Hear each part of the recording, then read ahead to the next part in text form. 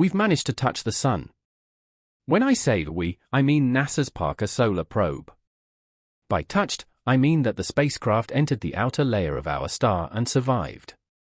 This happened in April 2021, but scientists only told the world about the touchdown in late December. The whole initiative is not just about adding a new achievement to the list. The probe's task is to thoroughly study how the sun works to help us better predict its destructive flares. Our brave scout has already spotted something extraordinary. In this video, you'll get answers to these questions. Why does the solar wind sometimes blow in the opposite direction? What other weird things will our probe find inside the sun? Could we survive an impending solar hurricane in the next few years? And what other dangerous anomalies can stars be hiding? What weird things did Parker Solar Probe notice after touching the sun? In fact, our star functions in a simple way. Hydrogen in its core turns into helium and puts out energy, with fuel consumption at 700 billion tons per second, which equals the mass of 100,000 Egyptian Great Pyramids.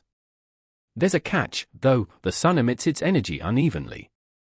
A coronal mass ejection is the most terrible anomalous flare. If it hits Earth, it can disable all our electronic devices. We don't know how to predict these emissions since we can't see the side of the star where they occur from our planet. The sun's corona is its outermost layer and can be seen only during an eclipse. The corona was exactly where the Parker Solar Probe dived into and captured plasma flows whose temperature reaches 833,000 degrees. However, the spacecraft soon exited this zone, although it never abandoned its course. That's because the stellar corona isn't really a sphere and has an abnormal shape, making the sun look more like a dented golf ball. Parker Solar Probe flew through a couple of similar space bumps and found another anomaly, switchbacks of the solar wind, where particle beams suddenly turn towards the sun only to turn back again soon and fly away. It's very similar to a shock wave that moves toward the end of a whip. But how does the sun do this trick?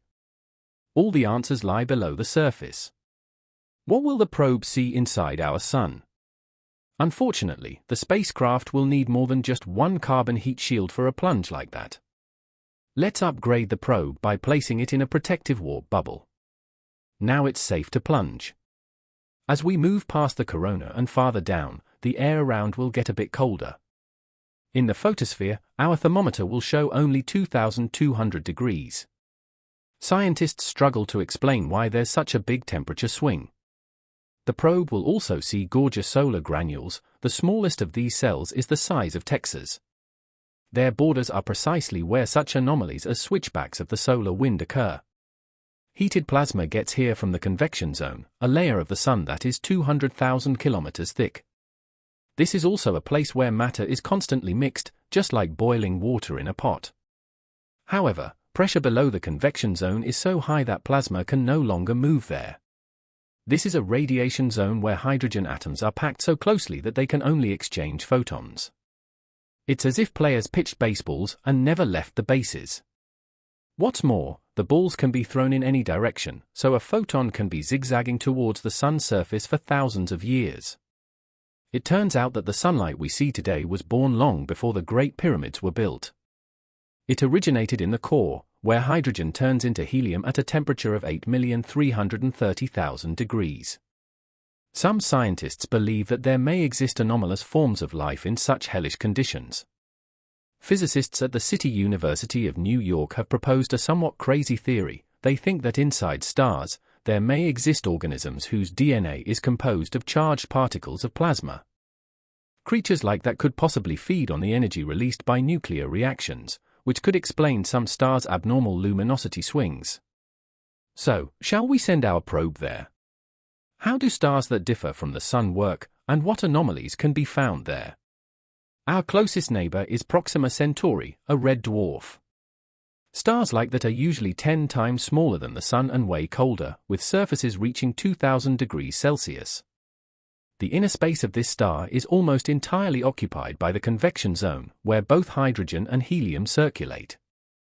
In the sun, virtually all its helium is kept in its core. The red dwarf's low weight leads to an anomaly. It has no radiation zone at all, so photons have nowhere to roam for thousands of years. Plasma gets thoroughly mixed even in its core, which is the size of a Jupiter-like planet and just 2 times hotter than its surface. The red dwarf doesn't shine brightly but shines for trillions of years. What if we dive into a big star, like Sirius A? It's situated not far from us and is 2 times heavier than the Sun. This blue and white star is 25 times brighter than ours, and its surface is 1.5 times hotter.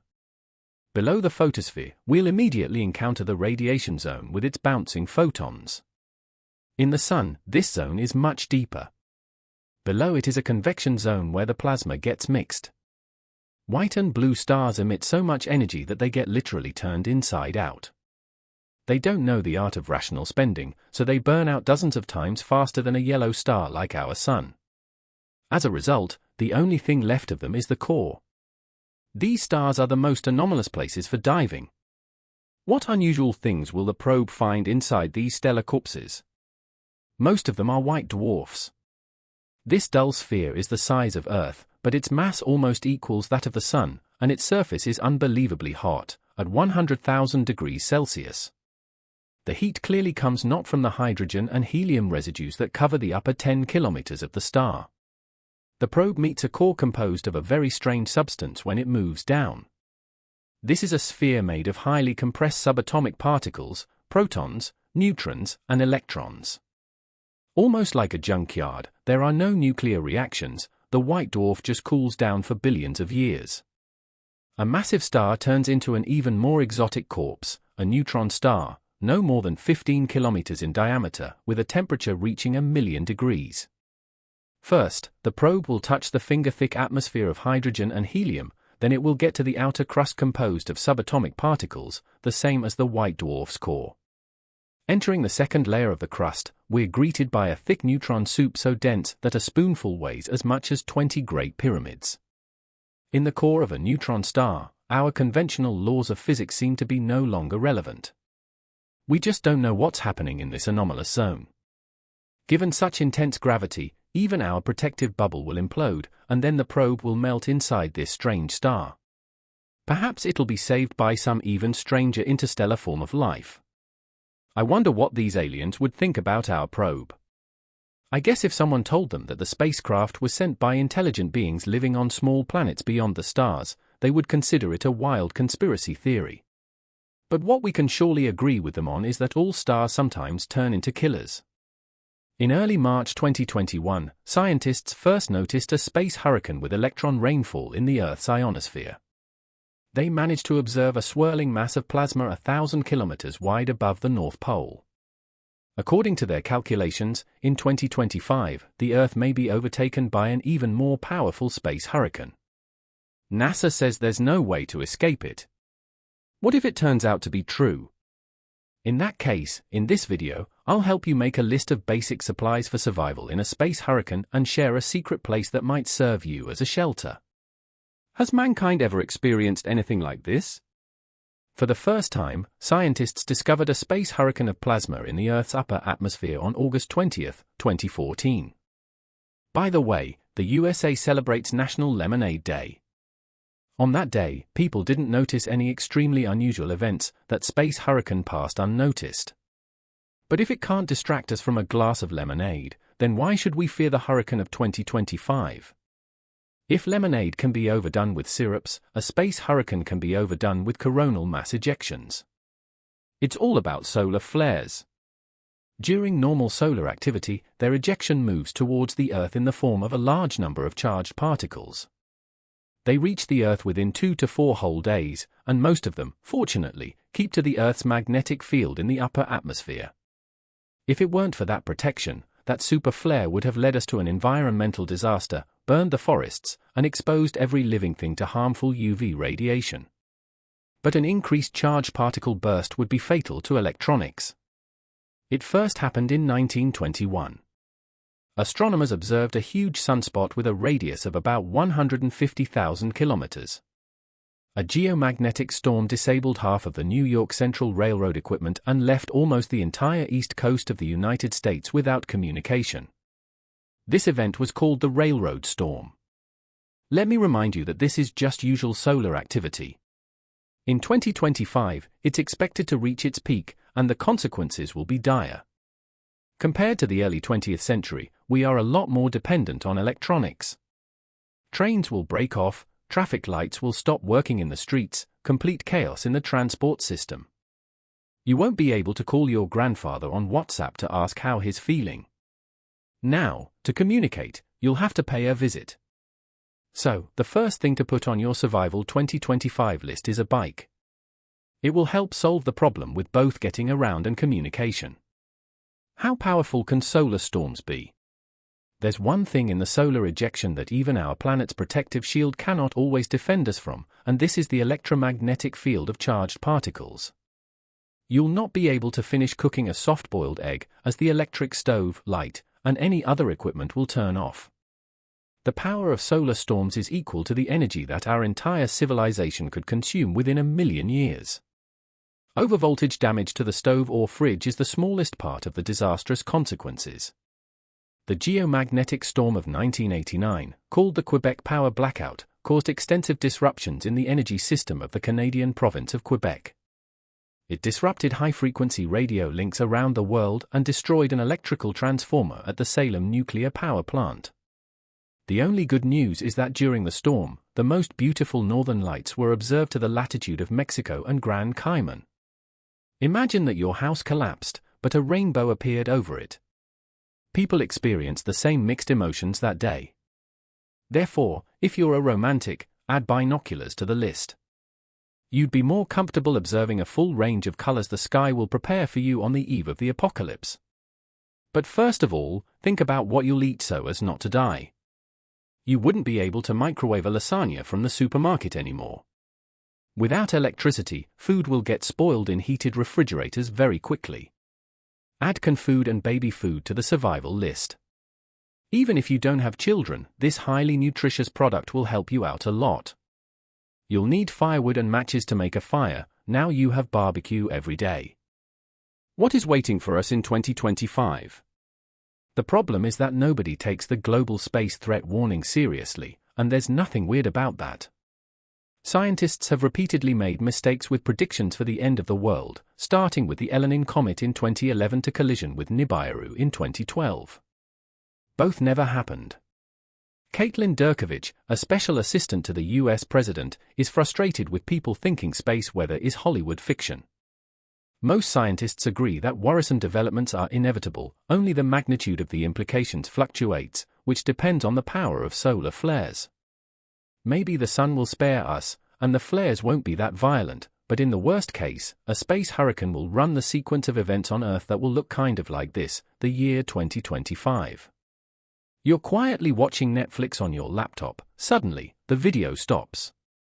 You're nervously refreshing the page, and you see just an annoying pixel dino. You're turning the switch on, but there's no light. You want to call the relevant services, but all communication stopped as well. Confused, you go outside, like many other people.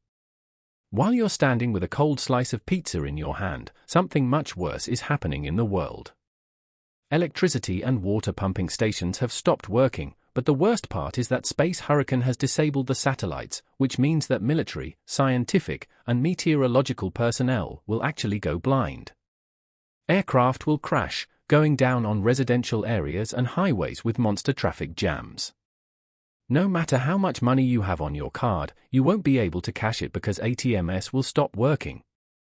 You could withdraw cash right away and keep it under a mattress, but all security systems will also be disabled. Your security will be put at risk. Robbery and looting will begin, therefore, add a gun to your list so that you can stand up for yourself. What will the consequences be?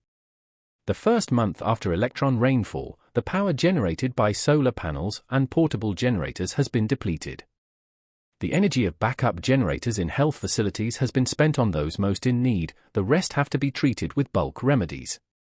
Before your smartphone is completely discharged, you've managed to redraw the last map you downloaded. 6 months after the event, the positioning accuracy of the GPS satellite network will start to drop, and soon it will be completely useless. You're taking a sketched map, a backpack with everything on the Survival 2025 list, a few bottles of water, and hit the road.